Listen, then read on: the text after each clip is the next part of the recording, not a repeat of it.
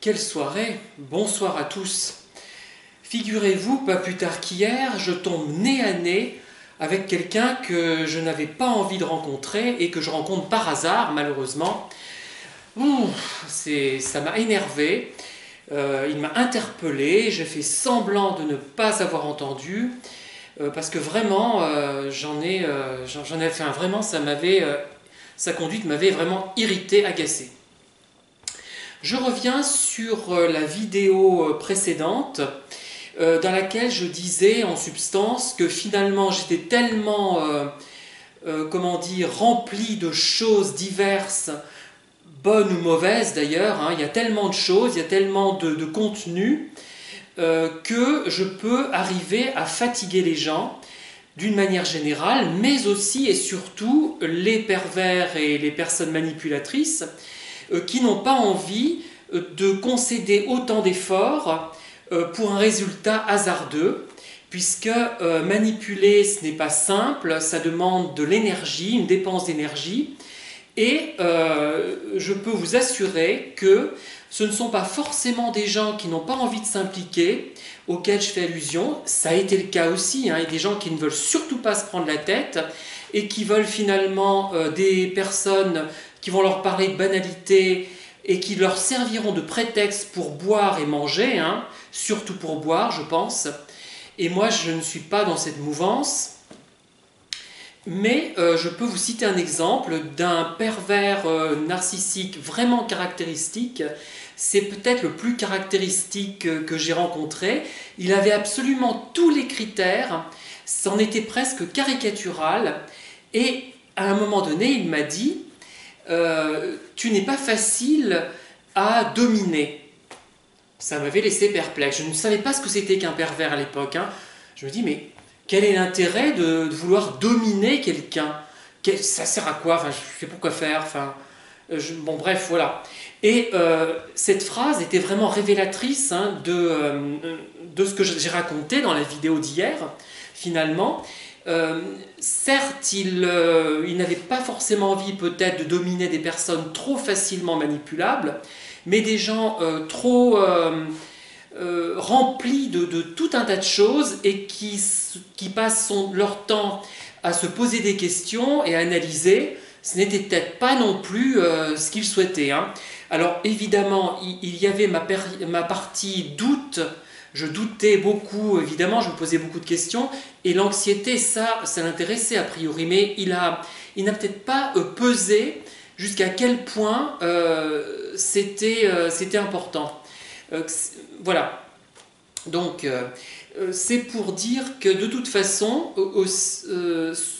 donc des gens comme moi peuvent repousser aussi bien des gens manipulateurs que des personnes normales, mais des personnes pas très futées, du moins qui ne veulent pas se fatiguer et qui ont une conception de la vie fade et tiède. Par exemple, je vous le dis souvent, je cite souvent cet exemple, lorsqu'ils vont en voyage en Chine, ils n'en retirent pas plus ou à peine plus que moi quand je fais le tour du pâté de maison. Enfin, le pâté de maison, il est un peu dur à faire, c'est peut-être pas un bon exemple à tiers, un peu dur, un peu long, parce que voilà, mais vous avez compris l'idée. Je trouve qu'ils n'en retirent rien. On a l'impression qu'ils ont resté chez eux. Voilà, moi ça me donne cette impression, qu'ils n'ont aucune émotion, ou du moins qu'ils ne savent pas la faire partager. Aucune impression, aucune pensée, rien. Et pourtant ce sont des gens brillants, bien plus brillants que moi, qui ont réussi des concours difficiles, qui ont passé des examens très valorisés. Et voilà. Mais j'en reviens de toute façon à ces personnes, donc notamment celles que j'ai rencontrées plutôt devrais-je dire hier, même s'ils ne sont pas des personnes perverses, ce sont des personnes qui nous bouffent de l'énergie. Moi j'en ai un peu assez, heureusement que j'en tire parti dans ces vidéos, que je fais partager mon expérience, et apparemment ça semble utile à pas mal de monde, et donc j'en suis très content, je remercie ceux qui me disent que mes vidéos sont utiles.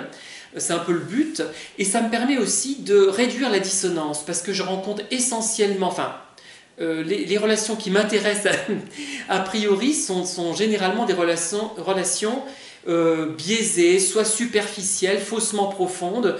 Au départ, elles donnent l'impression d'être intéressantes, elles ne le sont pas, soit parce que les gens sont flemmards, soit parce qu'ils n'ont aucune sensibilité, soit parce qu'ils sont manipulateurs, soit parce qu'ils sont carrément pervers. Et donc, au bout d'un moment, tout ça, ça nous bouffe de l'énergie.